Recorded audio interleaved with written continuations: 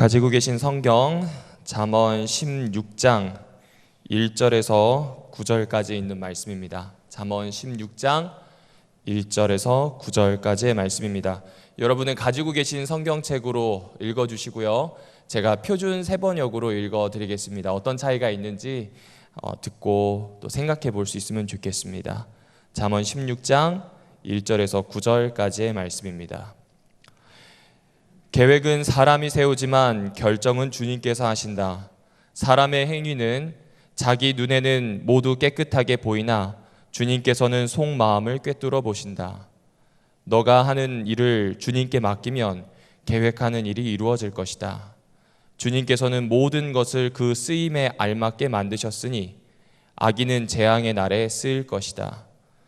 주님께서는 마음이 거만한 모든 사람을 역겨워하시니 그들은 틀림없이 벌을 받을 것이다. 사람이 어질고 진실하게 살면 죄를 용서받고 주님을 경외하면 재앙을 피할 수 있다. 사람의 행실이 주님을 기쁘시게 하면 그의 원수라도 그와 화목하게 하여 주신다. 의롭게 살며 적게 버는 것이 불의하게 살며 많이 버는 것보다 낫다. 사람이 마음으로 자기 앞길을 계획하지만 그 발걸음을 인도하시는 분은 주님이시다. 너무나 잘 알고 계시는 말씀입니다. 사람들은 인생을 길로 또 인생길을 걷는 사람을 나그네로 종종 표현을 합니다. 그래서 오늘 김남주 시인의 나그네라는 시를 좀 준비해 봤습니다.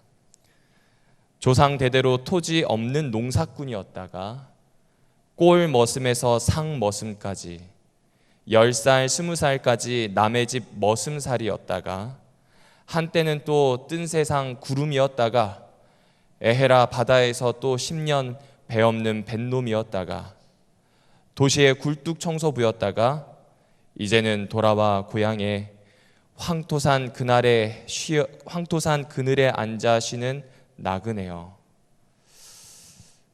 참 다양하죠. 이분이 시작했던 게 조상 대대로 농사꾼이었다가 꼴찌 머슴에서 상 머슴이 되었다가 뜬 세상 구름으로 여기저기 떠돌아다니다가 배가 없는 뱃사람으로 또 살다가 그리고 도시의 굴뚝 청소부를 하다가 이제 드디어 이 황토산 그늘, 이 자신의 고향이 보이는 황토산 그늘에 앉아있는 스스로를 나그네라고 표현을 했습니다. 그런데 이 시에서 제가 마음에 남는 구절이 하나 있는데 마지막 부분에 이 부분입니다. 10년 만에 고향에 돌아와서도 선뜻 마을로 들어서지 못하고 바위산 그늘에 쉬어 앉는 나그네요. 분명히 10년 전에는 황토산이었는데 지금은 바위산이 됐어요.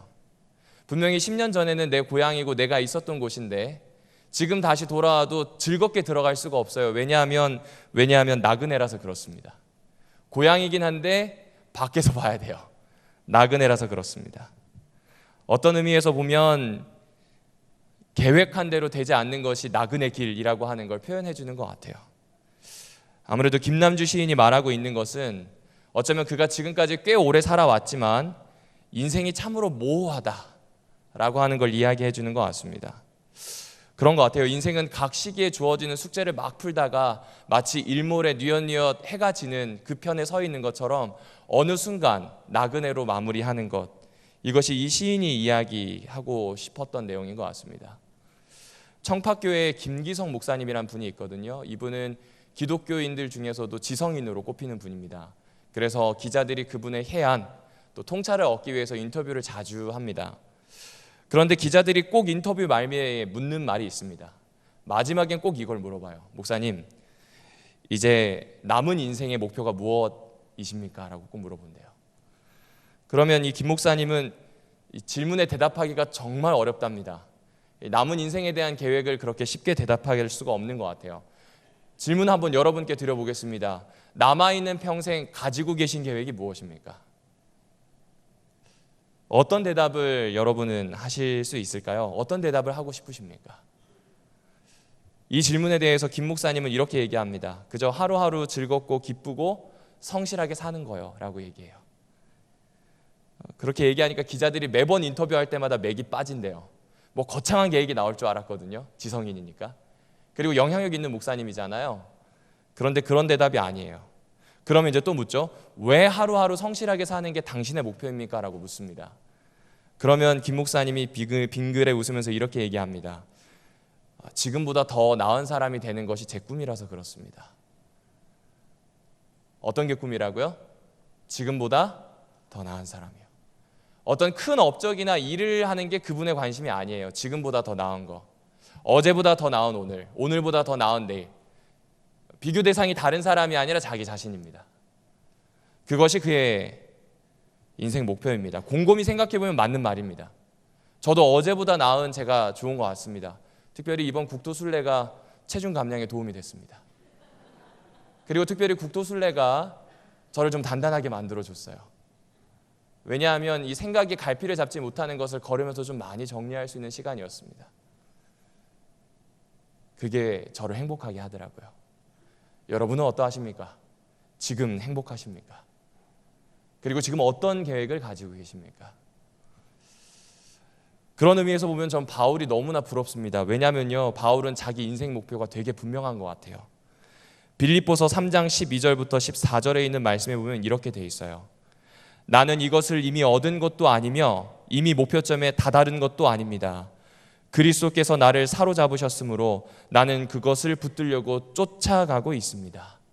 매일매일의 그의 삶이에요. 예수를 붙잡고 쫓아가는 것, 이게 이 사람의 매일매일의 목표, 앞으로의 삶입니다. 그리고 14절 마지막에 뭐라고 이야기하냐면 하나님께서 위로부터 부르신 그 부르심의 상을 얻으려고, 그러니까 한마디로 표현하면 하나님이 주시는 상 받으려고요, 목표점을 바라보고 달려가는 오늘, 그게 나의 인생이라는 이야기예요. 굉장히 분명하죠? 10년 전, 20년 전, 30년 전 혹시 목표하셨던 모습 기억하시나요? 어떤 계획을 하셨습니까? 난 10년 후에, 그러니까 지금 2019년 2로부터 10년 전에 어떤 계획을 스스로에게 가지셨는지 한번 생각해 보셨으면 좋겠습니다. 아마 목표한 대로 산다고 혹은 그 목표를 기억한다고 대답하실 수 있는 분은 많지 않을 것 같아요. 왜냐하면 세파가 너무 거세요. 나그네처럼 여기저기 떠돌 수밖에 없는 모습이 우리의 모습이라서 그렇습니다. 목회 초년에 장로님들끼리 농담하시는 걸 들었어요. 참으로 해야 할 일은 많은데 한가하게 직장 생활이나 하고 있다고 이야기를 하시더라고요. 직장 생활이 한가해서일까요? 아니요. 하고 싶은 일이 있지만 해야 하는 일 때문에 못한다는 이야기입니다. 누가 이런 이야기를 했습니다. 우리 삶에는 언제나 하고 싶은 일과 해야 하는 일 사이에서 머뭇머뭇하고 있다고요. 그래서 이 세상에는 두 종류의 사람밖에 없는 것 같아요. 어떤 의미에서는 되고 싶은 나와 그리고 현실의 나입니다. 둘이 좀 일치되고 하나 되면 참 좋을 텐데요, 맨날 싸워요. 되고 싶은 나의 모습과 현실의 나의 모습은 절대로 일치할 수가 없는 것 같습니다. 그래서 인생의 목표를 세우는 것도요, 계획하는 것도요, 지켜나가기 참 어렵습니다. 오늘 본문은 그런 불화에서 살고 있는 우리에게 적절하게 주는 교훈이라고 생각합니다. 계획은 사람이 세우지만 결정은 주님께서 하십니다. 다시 말해서요, 되고 싶은 나의 모습은 내가 계획합니다. 하지만 현실은 주님께서 결정하신다는 말로 받아들일 수도 있는 것 같습니다. 한편으로는 옳다고 고개가 끄덕거려지기도 하는데 한편으로는 좀 씁쓸합니다. 왜냐하면 아무리 애써봐도요, 내가 정말 열심히 해도 생각대로 되지 않는 게 인생이다라는 걸 성경이 이야기해 주는 것 같아서 그렇습니다. 그렇다면 이 말을 딱 들었을 때 앞으로 계획을 세우지 말라는 이야기일까요? 앉아 계신 성도님 한 분 한 분이 뭘 해야지라는 생각 자체가 허무하고 필요 없다는 이야기겠습니까? 절대로 그렇지 않습니다. 계획 정말 잘 세우셔야 합니다. 근데 계획을 세우실 때 이 부분은 좀 생각해 주셨으면 좋겠습니다. 성공이 마치 삶의 목적인 것처럼 세상은 제시합니다. 시중에 나와 있는 책들 보면 성공하는 사람들의 몇 가지 습관, 성공하려면 무엇에 미쳐라, 주식 투자 성공하면 이렇게 된다, 등등등 참 많은 성공에 대한 이야기들이 있습니다. 그리고 한결같이 하는 이야기가 성공하려면 장기적인 목표를 분명하게 세우라고 합니다. 그리고 그 계획에 따라 살아가야 합니다. 이것이 세상의 관점입니다.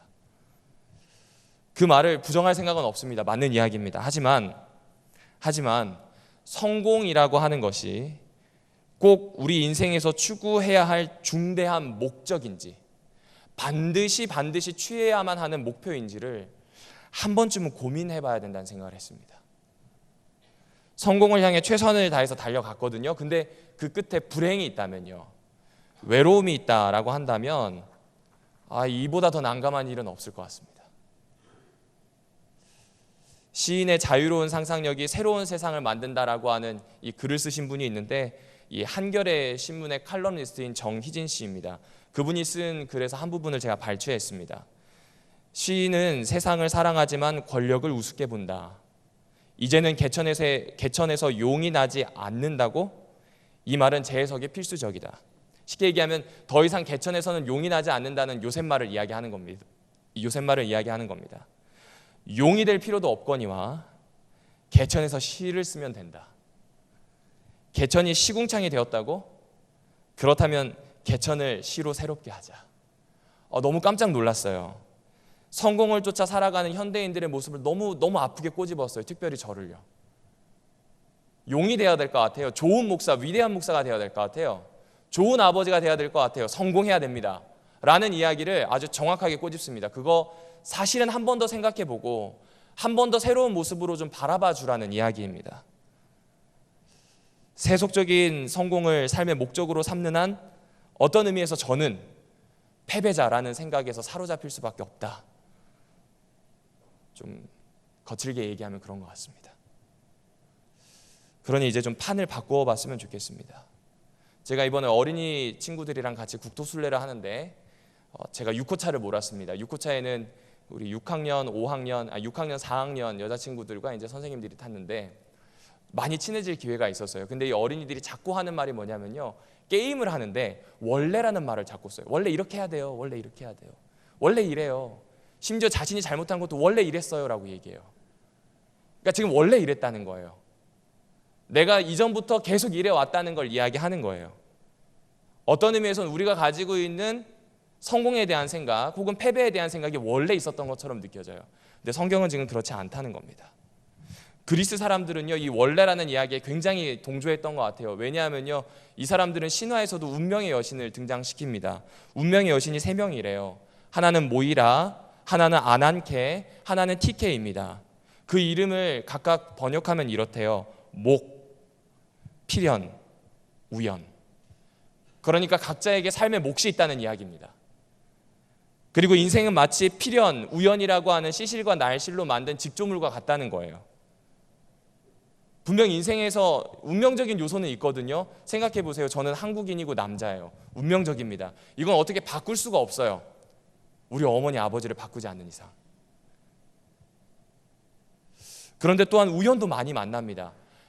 왜 하필 그때 그 장소에서 그 사람을 혹은 그 책을 어떤 것을, 그 우연이 필연이 됩니다. 제가 만약 김희민 씨를 만나지 않았다면 결혼을 했을까 싶습니다. 그 우연히 한번 만남이 지금의 관계를, 앞으로의 삶을 꿈꾸게 한 것 같습니다.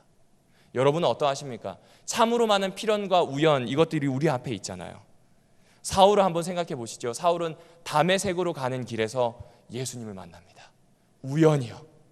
아무리 봐도 우연이라고 생각할 수밖에 없어요. 왜냐하면 사울은 자신의 인생 계획이 되게 분명했습니다. 다메섹 가서 그리스도인 다 잡아들이고 사내들인에서 명성 쌓고, 그리고 여호와 하나님 앞에 자기는 부끄러울 것이 없이 최선을 다하는 사람, 이게 그의 인생 목표였어요. 근데 우연처럼 예수님을 만나요. 그리고 바울의 나중의 기록을 보게 되면 그것이 필연이었다고 고백합니다. 바울 서신을 잘 읽어보시면 알지만 많이 나오는 이야기가 자기가 선택함을 받았대요. 하나님의 선택하심을 받아 사도가 되었대요. 그 이야기를 가장 많이 하는 사람이 바울입니다. 그렇습니다. 어떤 의미에서 보면 우리가 가지고 있는 계획, 성공을 향한 계획, 운명, 이 모든 이야기들이 참 우리를 모호하게 만듭니다. 그래서 계획은 사람이 세우지만 결정은 주님께서 하신다는 이 구절을 오해하게 만듭니다. 지금 비교적 성공적인 인생을 사는 사람은요, 하나님께서 그리 운명 지으신 것이라 생각할 수도 있고요, 해도 안 되는 사람은 하나님이 허락하지 않아서 그럴 수 있다라고 생각할 수도 있다는 겁니다. 하지만 이 구절에 담겨있는 속뜻은 그게 아닌 것 같습니다. 2절을 한번 보아주실까요? 사람의 행위가 자기의 보기에는 모두 깨끗하여도 여호와는 심령을 감찰하신다고 되어 있습니다. 무엇을 이야기하는 걸까요? 하나님의 주권을 인정하라는 말 아니겠습니까? 되고 싶은 나의 모습이 있어요. 나의 계획이 있습니다. 그것만큼 동일하게 하나님이 계시다는 거예요. 내가 계획하고 있는 게 있는 만큼 나를 만드시고 나를 아시고 세상을 만드신 하나님이 계시다는 것을 이야기합니다. 근데 돌이켜보니까 제가 그걸 종종 잊어요. 그래서 제 계획에 조금이라도 방해되는 하나님의 섭리가 우연히 나타나면 왜 우연히 이런 일이 있냐고 이야기합니다. 그런데 하나님은 필연적으로 저에게 그것이 필요하다는 걸 시간이 흐른 후에 꼭 알려주시더라고요. 성도 여러분, 사람의 행위는 자기의 눈에 보기에는 모두 깨끗하지만 하나님은 우리를 꿰뚫어 보고 계십니다. 사람은 누구 하나 예외 없이 자기중심적입니다. 이것이 되고 싶은 나라고 하는 모습을 생각했을 때 생겨나는 맹점입니다. 본능적으로 우리는 자기 자신을 제일 먼저 두잖아요. 물론 어떤 노력을 할 수도 있고요. 하나님의 은혜를 경험해서 그것으로부터 자유로워질 수도 있습니다. 그러나 대부분의 사람들은 우주의 중심에 자기를 둡니다. 깨닫든지 깨닫지 못하든지요. 많은 오해가 있고 분란이 있기도 합니다. 그렇기 때문에 아무리 객관적으로 판단한다, 나는 객관적인 사람이다, 말이 안 되는 겁니다. 주관적이신 거예요. 그런 사람 없습니다. 이번 패스파인더 대원들과 함께 국토순례를 다녀왔습니다. 같은 한라산을 올라갔어요. 근데 어떤 분은요, 산책하듯이 올라가세요. 제가 이 집사님 두 분에게 여쭸는데 그 집사님 두 분은 일요일에 비행기를 타고 도착하시면요, 아침 8시에 등반을 하신대요. 그런데 이 관음사에서 시작해서 성판화까지의 길이 약 한 20km 정도 됩니다. 험한 길이에요. 그 길을 오후 1시가 되면 내려오신대요. 엄청 빠르죠. 일반인이 6시간, 8시간 걸리는 길인데 엄청 빠르게 내려오시는 거예요. 그런데 어떤 분은요, 그 반도 안 되는 코스를 가는데 숨을 몰아쉬어요. 어떤 분에겐 가뿐한 소풍이지만요, 어떤 분에게는 인생에 이보다 더 힘든 일이 없었습니다. 이 피드백할 때 한 어머님이 뭐라고 그러셨냐면 자기 인생에서 가장 많이 걸어본 것 같대요. 그래서 저도 한번 세봤습니다. 한 3만 보 정도 되더라고요. 평균적으로 한라산을 등반하는 게. 그리고 제 몸무게는 밝히지 않겠습니다. 몇 번 들었는지 생각을 해보니까 한 2,700톤 정도를 제가 들었더라고요. 3만 번 동안 제 몸무게를 다 든 걸 합산해보니까 2,700톤 정도 됩니다. 계산은 지금 하지 않아 주셨으면 좋겠습니다. 다 달라요. 저는 이렇게 보았지만 우리 친구들은 또 다르게 보았을 거예요. 또 함께 했던 선생님들도 다르게 보았을 겁니다. 제한된 시간과 공간 속에서 살아가는 사람은 전체를 관찰할 수 있다? 말도 안 되는 얘기입니다. 그래서 순간순간 하나님의 뜻을 여쭙고 성경에다 나를 자꾸 비춰봐야 합니다.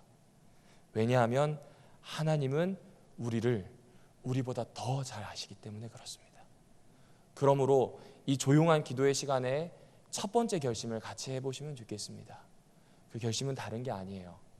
내가 되고 싶은 나와 계획이 있다면 나를 만드시고 나를 향한 계획을 가지고 계시는 위대한 하나님이 계시다는 겁니다. 나의 생각이 너희의 생각과 다르며 너희의 길은 나의 길과 다르다. 하늘이 땅보다 높듯이 나의 길은 너희 길보다 높으며 나의 생각은 너희의 생각보다 높다. 이사야서 55장에 나오는 말씀입니다. 세상에는 우리가 납득하기 어려운 일들이 참 많이 일어납니다. 시편의 기자들은 특별히 그 이야기 되게 많이 합니다. 선하게 살려고 하는 사람들이 어려움을 겪고요, 악하게 사는 사람이 잘 돼요. 어떻게 보면 이런 거 아닐까요? 독립운동을 열심히 한 후손들은 어디 갔는지 찾아보기도 힘듭니다. 때로는 그 삶이 굉장히 어렵기도 합니다. 찾아보면요. 그런데 친일을 했던 그 후손들 중에 잘 사는 분이 덜어 있다는 소식을 들으면 과연 정의란 어디 있는가 생각해 보게 됩니다. 하나님의 시간에 비해서, 하나님이 가지고 있는 영원한 시간에 비해서요, 우리가 가지고 있는 시간이 너무 한시적이어서 조바심이 나는 것 같아요. 그래서 이걸 좀 바꾸고 싶은데 역사는 우리가 생각하는 것보다 너무 더뎌요.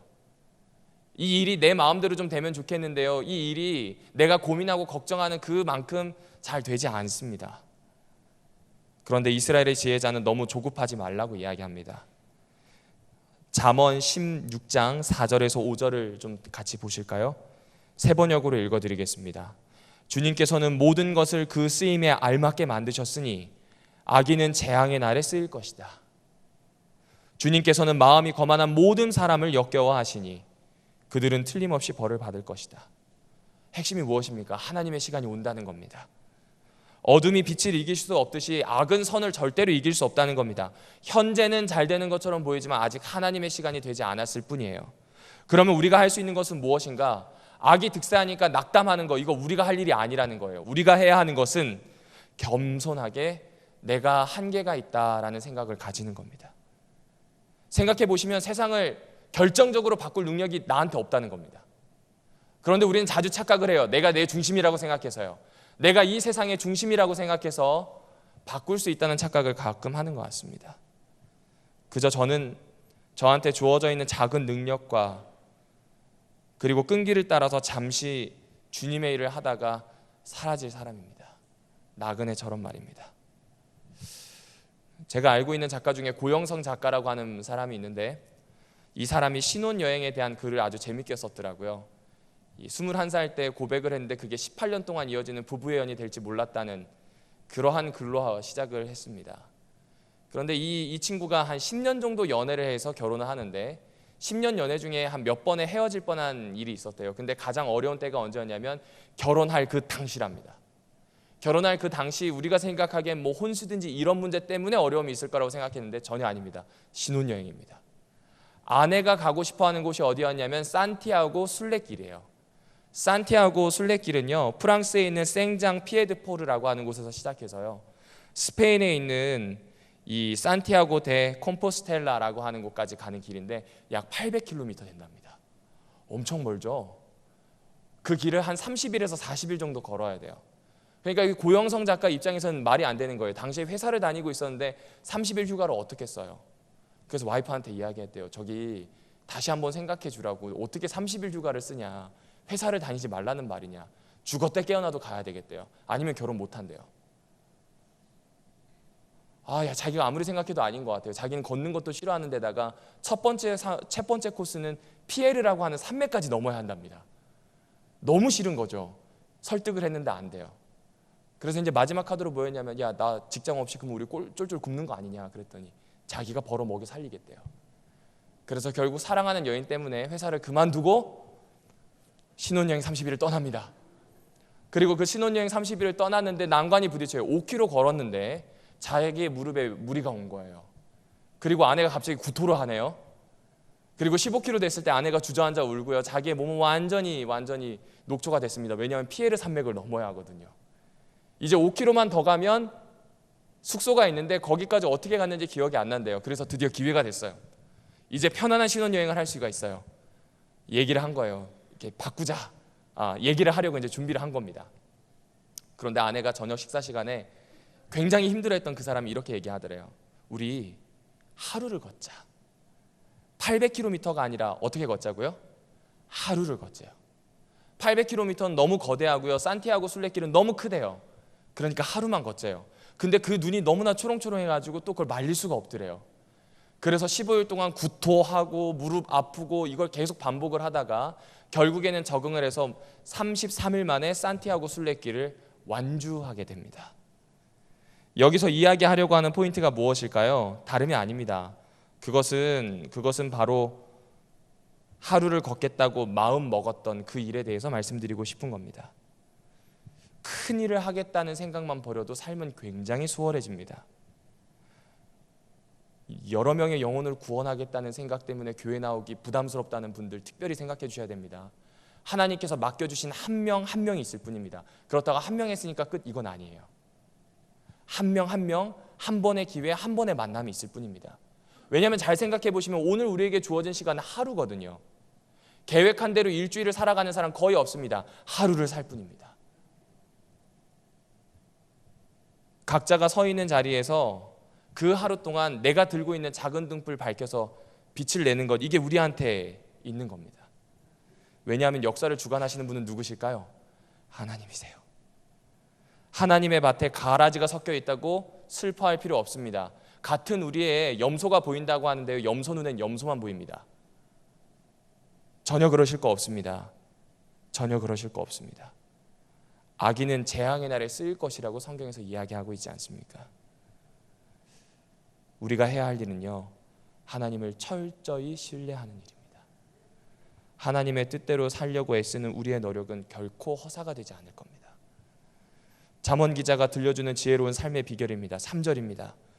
너가 하는 일을 주님께 맡기면 계획하는 일이 이루어질 것이다. 이것은 우리가 주님을 믿기만 하면 욕심껏 만든 계획이 이루어진다, 그 이야기가 아니에요. 의탁하라는 겁니다. 다른 말로 하면 봉헌하라는 이야기가 여기 안에 내포되어 있다고 합니다. 이 말은 우리가 하는 모든 일을 주님께 바치는 마음으로 하라는 겁니다. 그렇지요. 하루를 산다는 건 이런 거예요. 무슨 일을 하든지 사람에게 하는 것이 아니라 하나님께 하는 거예요. 베드로가 이야기하는 것처럼, 내가 말하는 것을 하나님께서 말씀하시는 것처럼, 공급할 때 하나님께서 공급하시는 것처럼 그리 사는 것뿐입니다. 그리고 6절, 그 모습이 구체적으로 나타나죠. 어질고 진실한 삶. 누구를 대하든지 하나님의 형상으로 보아주는 겁니다. 상대가 가지고 있는 못난 점이 아니라 아름다움을 봐주고요, 거기서 그치지 마시고 자주 불러주세요. 자주 불러주세요. 당신의 미소가 참 아름답습니다. 당신의 이름을 부를 때 난 너무 행복합니다. 조금 닭살 돋을 수도 있지만 필요합니다. 표현하지 않으면 알지 못합니다. 그리고 표현하지 않으면 그 표현하지 않는 나도 알지 못하기 때문에 그렇습니다. 그것이 어진 삶 아닐까요? 진실한 삶에 대한 겁니다. 이익에 따라 이리저리 흔들리지 않는 겁니다. 엘렌 화이트이 이야기하는 것처럼 나침반이 정확히 남과 북을 가르치듯이 양심에 충실한 삶 말입니다. 하나님이 계시다는 것, 아는 것 말입니다. 내가 가지고 있는 계획만큼이나 우리 하나님이 계시다는 것, 그리고 그 하나님께 나를 붙들어매는 것, 다른 말로 하면 큰 업적이 아니라 자기 자신의 삶을 충실하게 사는 것입니다. 의롭게 살고 적게 버는 것, 불의하게 살며 많이 버는 것보다 나은 이유가 바로 여기에 있습니다. 세상은 우리에게 성공의 길을 제시하면서 그것을 얻기 위해서 최선을 다하라고 합니다. 그런데 맹목적인 최선은 우리에게서 행복, 그리고 그 행복할 수 있는 능력을 다 빼앗아 버립니다. 그리고 심지어 자기가 누구인지도 잊어버리게 만듭니다. 이 시간 왜 기도하러 오셨습니까? 벗어나기 위함 아니겠습니까? 인생이란 100년도 채우지 못하거늘 늘 1000년의 시름을 품는구나. 중국 시인의 시입니다. 잠시 머물다가 가는 인생에서 저도 왜 그렇게 고민하는지 다시 한번 생각해 보게 되었습니다. 하나님이 주신 이 시간을 충실하게 함께 살아내지 않으시겠습니까? 우리 모두는 그분 앞에 서 있고 서야만 하는 존재입니다. 나의 꿈을 이루기 위해 하나님을 동원하는 것이 아니라 나를 향한 주님의 꿈을 향해 나를 동원할 수 있는 그런 사람, 그렇게 하나님 앞에 봉헌할 수 있는 앞으로의 삶이 되었으면 좋겠습니다. 그것이 계획은 내가 하지만 경영은 하나님이 하시는 것, 생각은 내가 하지만 그 생각을 뛰어넘는 하나님이 계시는 것을 인정하는 삶, 이것이 오늘 잠언에서 들려주는 일상에 대한 메시지가 아닐까 생각을 해봅니다. 바라건대 함께 결심하게 되었으면 좋겠습니다. 계획은 결정적으로 제가 하는 게 아닙니다. 나를 향한 계획을 가지고 계신 하나님이 계시다는 것, 그 계획에 맞추고자 하는 것, 그리고 그 기도의 시간을 갖는 것, 삶을 살아내는 것, 이 일에 함께 집중하게 되기를 바라며 말씀을 줄이도록 하겠습니다.